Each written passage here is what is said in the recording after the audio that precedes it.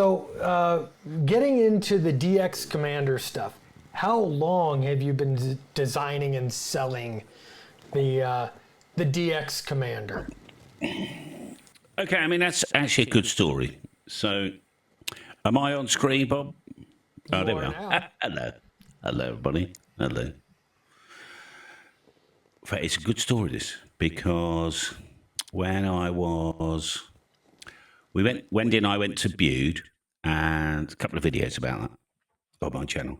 We went to Bude, and as we're leaving Bude, there was a road which we didn't turn down. I said, do you remember the first time we turned down that road in 2013? She said, yeah. That was to go to a place called the Nook, and the Nook was right on there wasn't a road on the front of the property. It was pebbles and a beach. Okay. And I'd taken, I am not joking, I took enough gear to put a 6-man expedition on. But it was very windy, and I had a couple of DX Commander poles with me. So what I did is I put one of them up and just had a vertical for 40 meters. And my goodness, I just couldn't believe how well it worked. So I had 2 weeks playing with verticals by the sea. And that's the first time it dawned on me that actually vertical on transmit was phenomenal. And during those two weeks, I had an inspiration, probably when I was drunk, to be honest, running more than one element up a vertical. You know, surely that should work. So it took me a bit of time to work out that actually the spacing isn't so much at the top where they meet, it was at the bottom. Because a fan dipole, goes out like this. But in fact, if you separate it, you can get in closer near the end. I didn't know that. So the next year we booked another 2 weeks, and I did a lot more. So this is holiday time, but I do like 8 to 10 hours a day. I was doing development on holiday. And I got a DX. I got an all-band DX Commander working. I mean, it was like tape and bits of fiberglass and all sorts of stuff, and it was absolutely crap to look at. But fundamentally, it was right. And I spoke to a few people about it in my club at the time, and somebody said, "I tell you what, if you could knock that out for £100, right, which is £100, $125, something like that, I don't know, you'd sell them like hotcakes." Well, as it so happens, it didn't look like crap because we had to, make nicely engineered parts and everything. So it was double that price, $200. Still is to this day. And that's how it came along. Now, as a complete accident, all I did is I put it on eBay and thought, what I better do is, because Jed, my young apprentice at the time, who worked in the company for me, he had, I bought him this Canon 5D Mark III. I mean, that was a couple of $1,000. It's doing nothing right now, so ought to sell it really. So I thought I'll make a video. It's my worst video ever, and it's had 100,000 views of how to build a DX Commander, what it is, because nobody knew about it. It was just me in the world. I thought, they'll find this eBay advert, HF antenna, then they'll watch the video, and then they'll go, it might be cool. I mean, I sell maybe 2 a week, you see. And I admire those people because they must have thought, you know what, that probably would work. Turns out, for instance, that Rowley, ZL1BQD, he watched this, and without saying anything, he went in the back garden, he put, I don't know, let's say a 20-meter vertical up, and then a couple of inches away from it, he put like 15 or something, because he'd never done this. And it worked. He only admitted this to me maybe a year ago. And then he ordered the kit, you see. So the whole thing is a bit of an accident. That's the point, because I had 2 other businesses at the time. My love is amateur radio. So how do I get out of my other businesses, effectively? Well, we managed to convince, Wendy's the governor. She's the boss, all right? Because she used to complain bitterly. She would say, you're not... come along, and I'd go down my office, DX Commander office, and build these kits and get them out the door. But they didn't really know what I was doing. I was just building a PayPal account up with a couple of £1,000 in it. And And then I realised actually YouTube was quite powerful.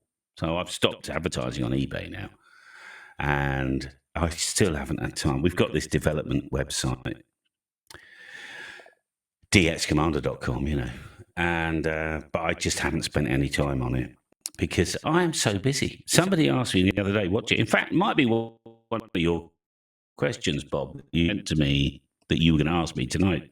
What do you do during the day now that you've got Wendy and Lockie for you? So I'm up about 7:30. I did my email at about 9:30 because Monday's always heavy because I've got Friday afternoon, Saturdays and Sundays emails to get through. Oh, I could hear myself then. And I got into the office by 10. Lockie's already doing the labels for the US because 80% of my business is USA. And it wasn't until 2:30 today that I'd cleared everything down, spoken to a couple of suppliers. The wire that I supply is called DX10. Immense problems with that at the moment. It's not your problem. If you're watching this, it's my problem. But, I've become a tiny person, Bob. Oh, I see. You're looking at the website, I'm bringing your website up here. Yeah. Because that's we've got a new website coming, and I'm even thinking of hiring someone to finish the new website off because it's just time, you see. And then I went back out to the field about 2:30, 3 o'clock, and pinned 32 radials down with these biodegradable 2-inch, 50mm pins. I started that project on Saturday. The dogs can play on it and not trip up. And in fact, I'm thinking you could probably cut the grass already and it would be fine. But there we are. Bob, you don't need to see any more of that. It's fine, mate. So that's how it started. I got out the other businesses, shut them all down. It took a while because I was convinced that my future was on YouTube and in DX Commander.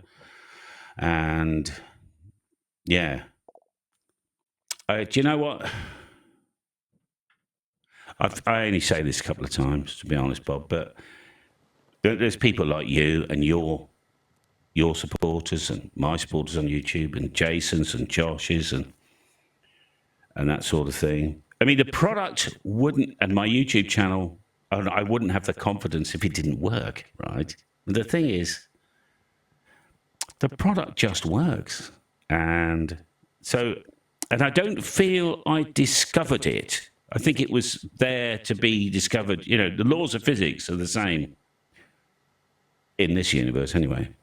But what happened is I kind of, I created something out of the laws of physics that works at a price.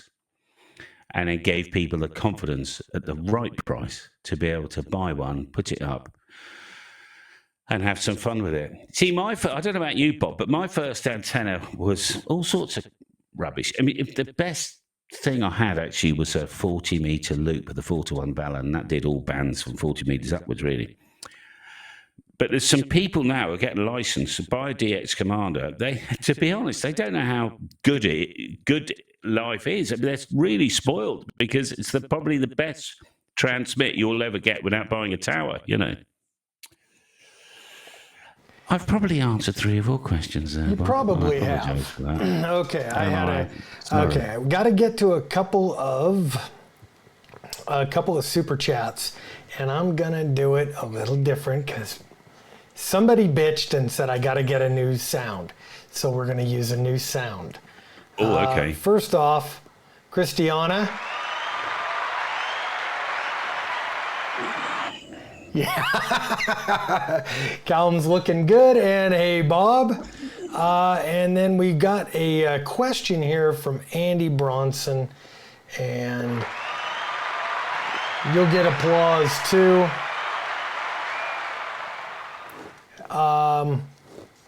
Let's see, what is it? Hey, Cal, how's the new pole holding up with no guys?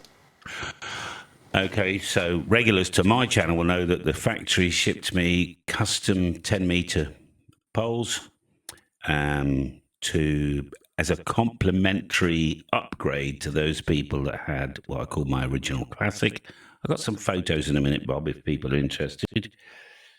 Absolutely. We're half an hour into the show, so that's fine. And what we did is we put an thin-walled aluminium pole into the ground. I've put this 10-meter pole over the top, and we're waiting for it to break or not. And it hasn't. It's flopped around. I think we're expecting some heavy wind today or tomorrow, maybe the next day. And I'm really looking forward to that. I want to see the thing bending right over. I think the trick might be actually to have a bit of give in the aluminium as well. So let it all move. We don't know. But watch this space. Because we got the 12.4 meter pole, that starts development. Well, it was going to be Thursday, but we've got CQ Worldwide, which I want to have a play on in the DX Commander Classic, so that might have to start on Monday now. I'm forever a week behind, Bob, right? Guys, I hope you enjoyed this video. If you did, please, again, give it the thumbs up.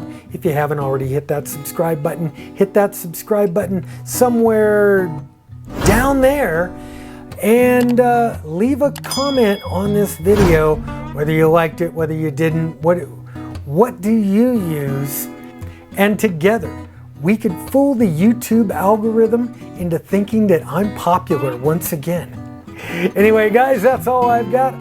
I will catch you guys next time. Remember, Mondays, noon, Mountain Time, lunch and ham radio with Bob.